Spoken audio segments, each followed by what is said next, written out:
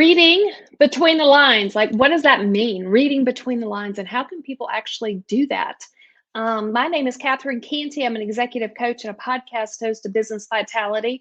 And I just want to talk a minute today, or a few minutes today, about reading between the lines and how do you even go about doing that?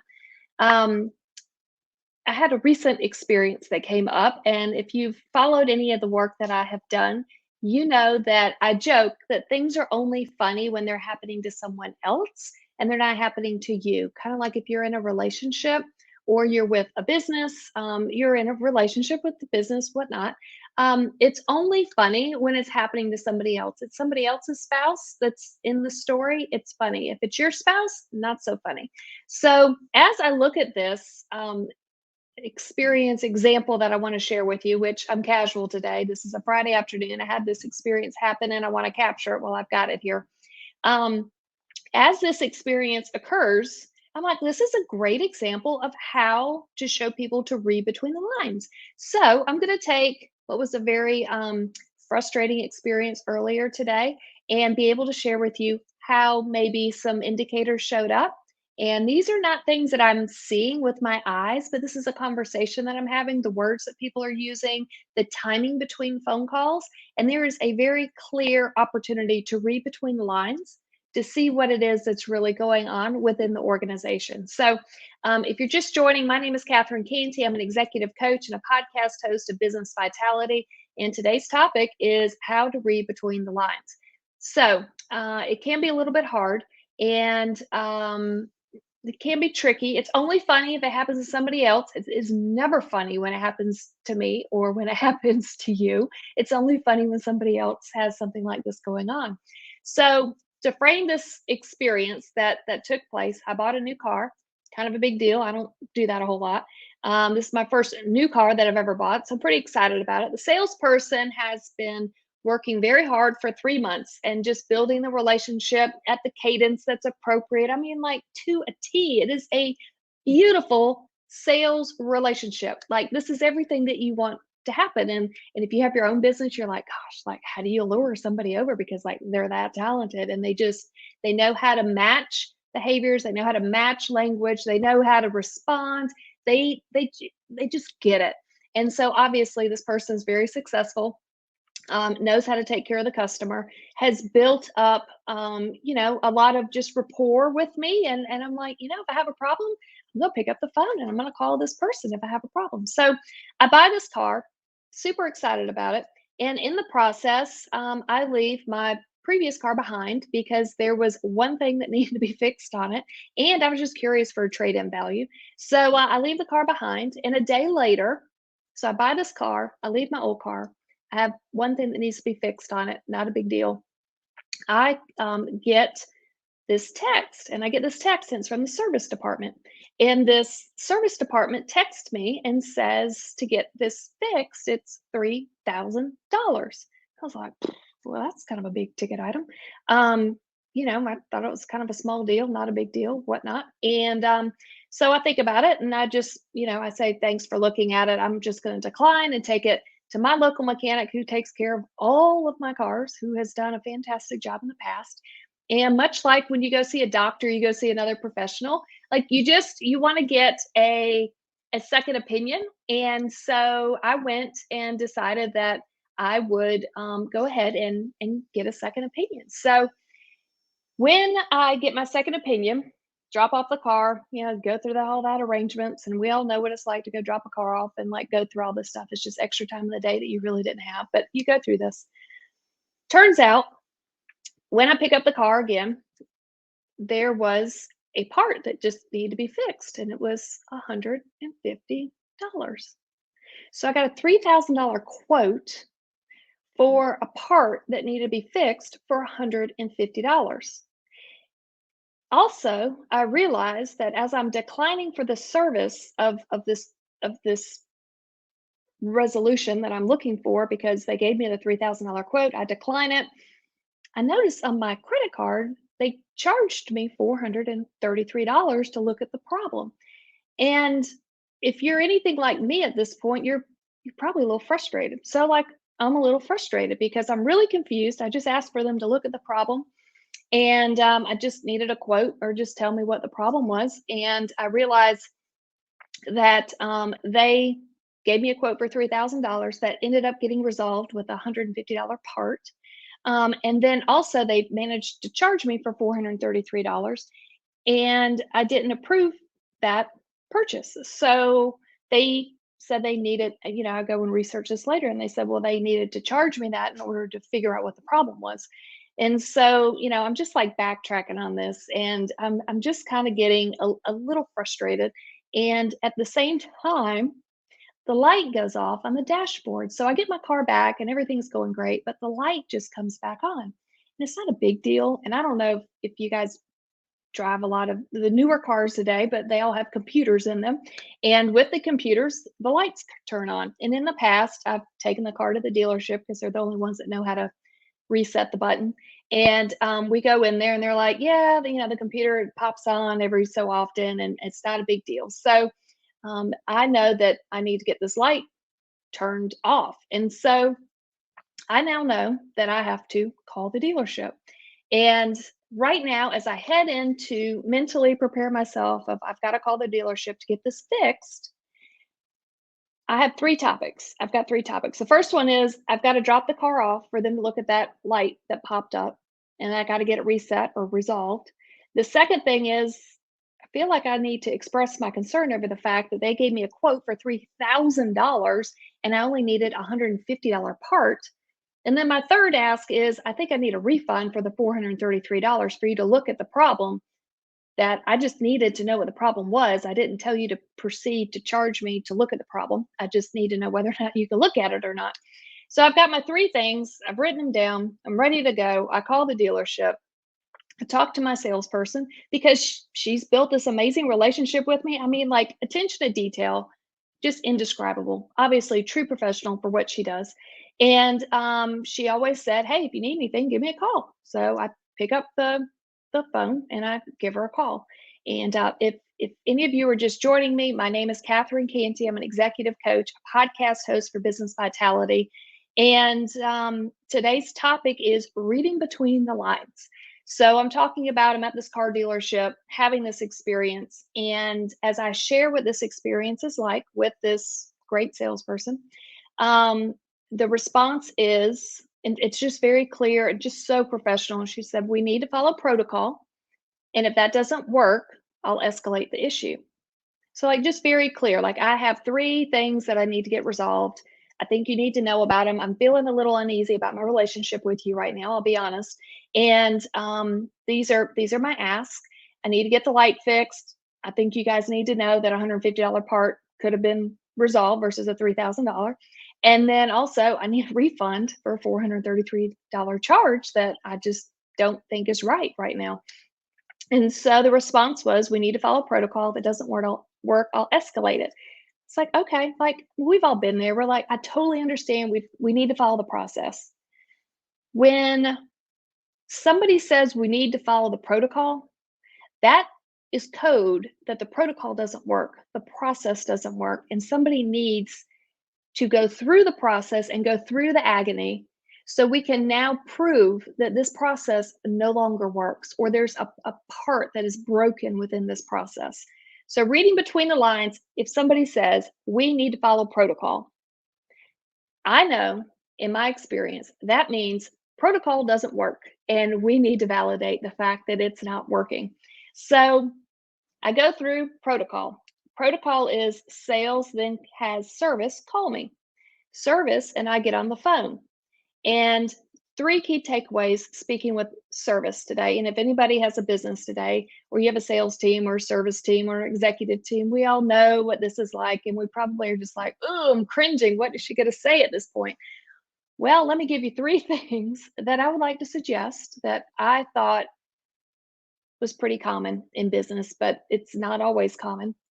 But three things that I want to take away from my conversation with service, because I had to re-explain what the problem was and how I would like it resolved.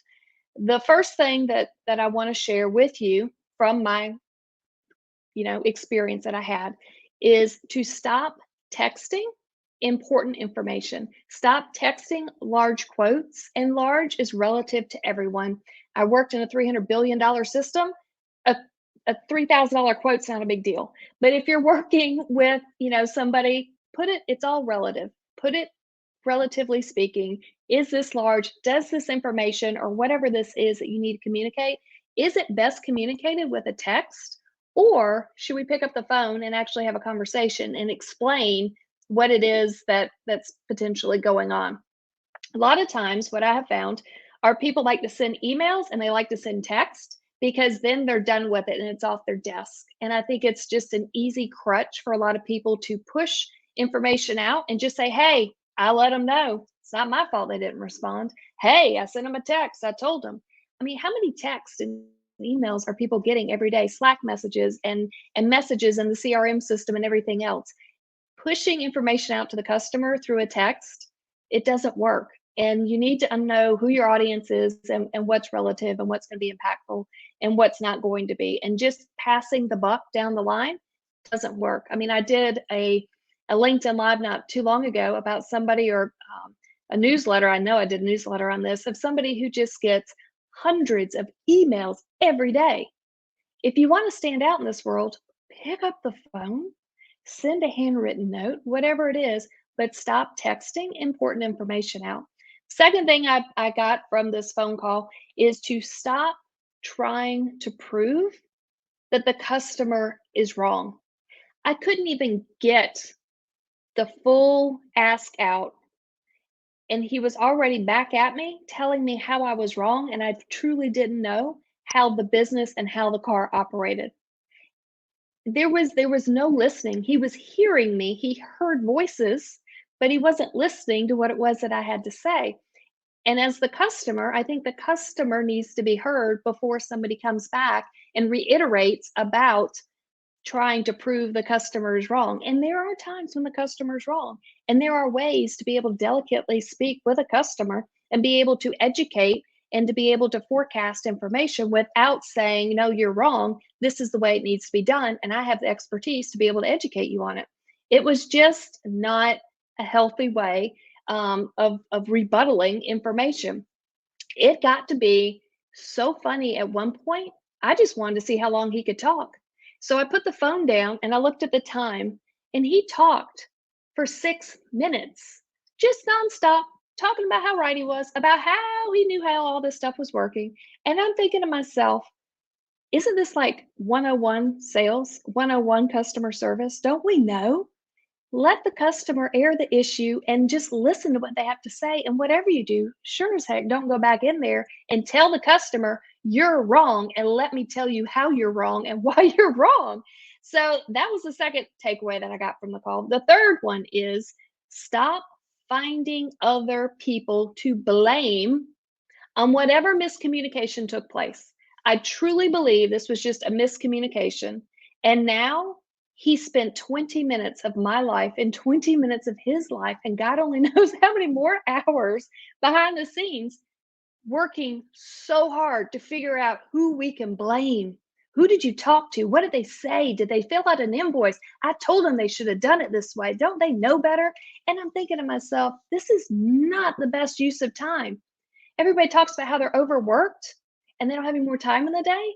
Maybe we take a step back and we look at how are we using our time during the day? Is it really worth that much time for 400 bucks?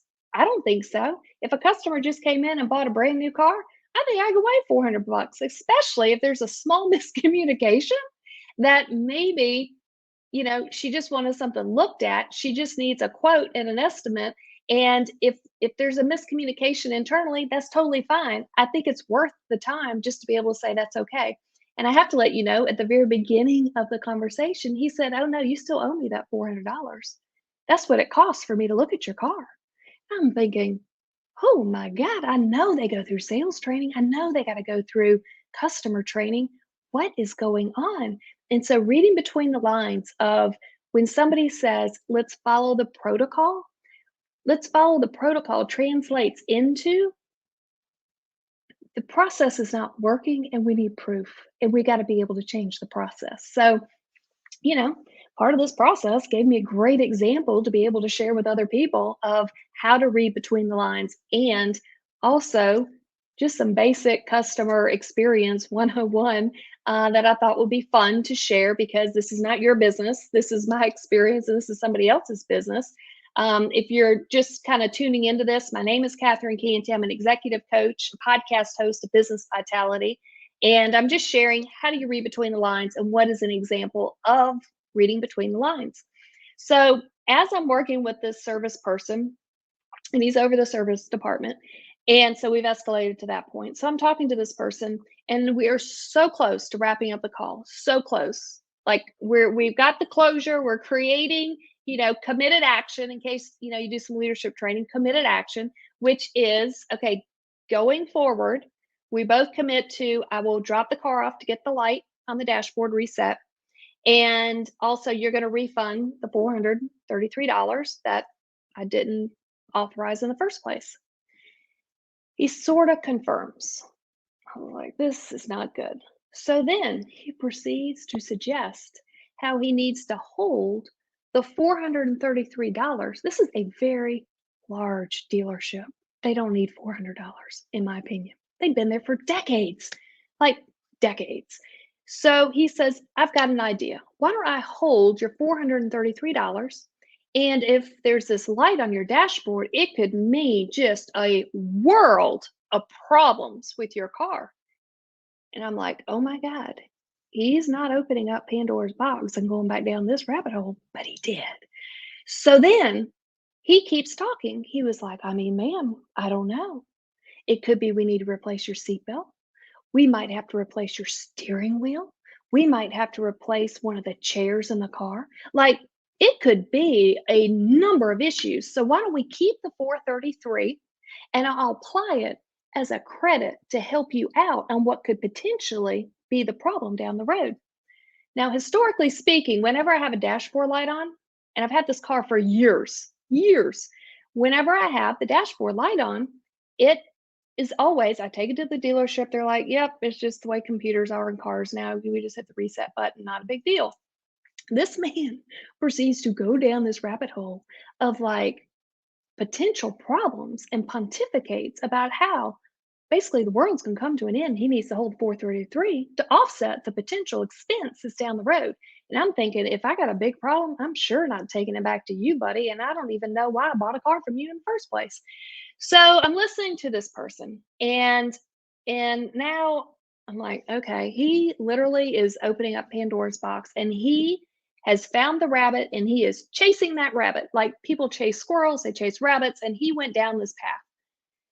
So I'm listening to him talk about how the world's going to end because I got a dashboard light on, which I'm historically speaking has not been a problem in the past.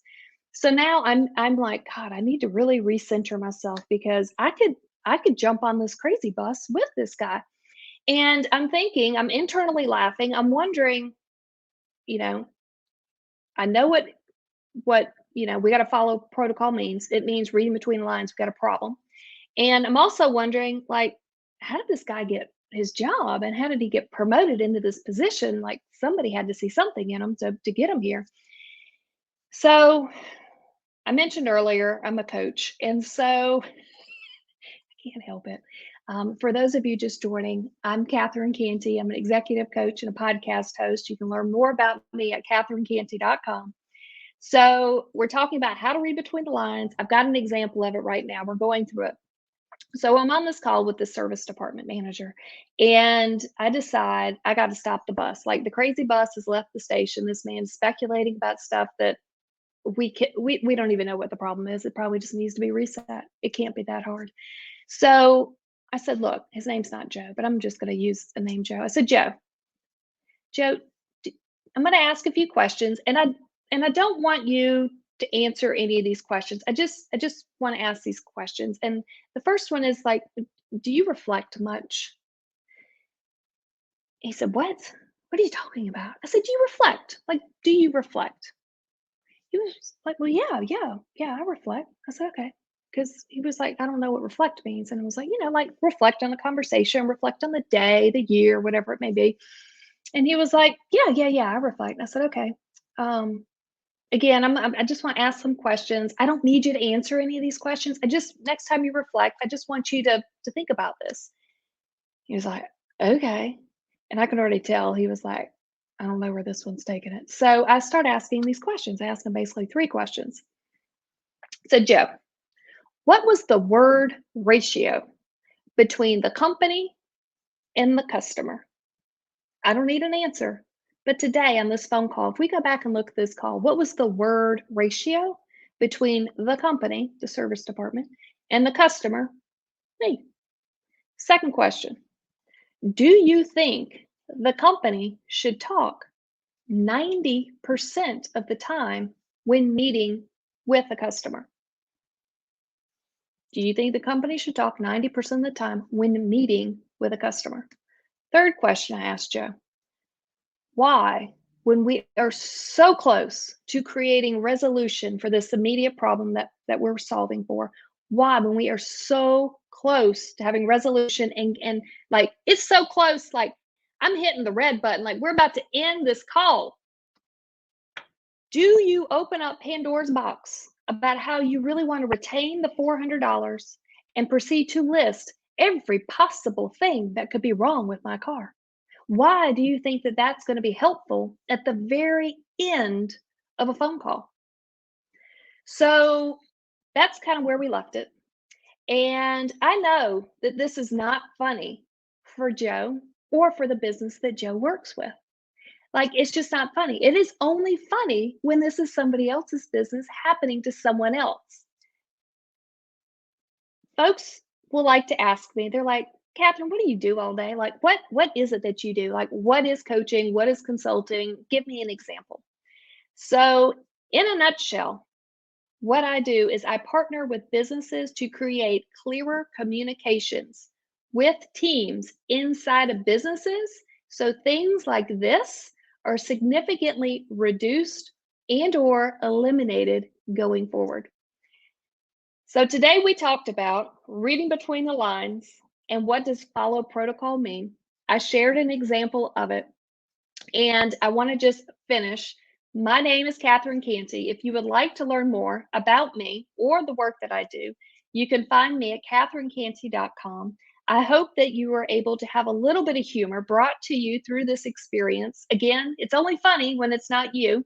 So at times, I do not think this is funny, but the whole overall experience, I kind of have to take myself out of it and look at it and kind of chuckle about it. And if you want to jump on a phone call and just maybe you have an experience that's like this that you're trying to fix internally, maybe you're a new manager that came in and you're like, oh my gosh, we've got to fix this. Give me a call because I mean, I saw good intention there. It just didn't follow through, and I think these folks have hope, and I like to believe that they have hope. And if you're at the other end of this and you're going through it, set up a call. Go to my website, schedule a call. Let's see if we can talk through it. And thanks so much for being here. Again, my name is Catherine Cantey. I am an executive coach and a podcast host of Business Vitality, and I look forward to seeing you next time. Bye, guys.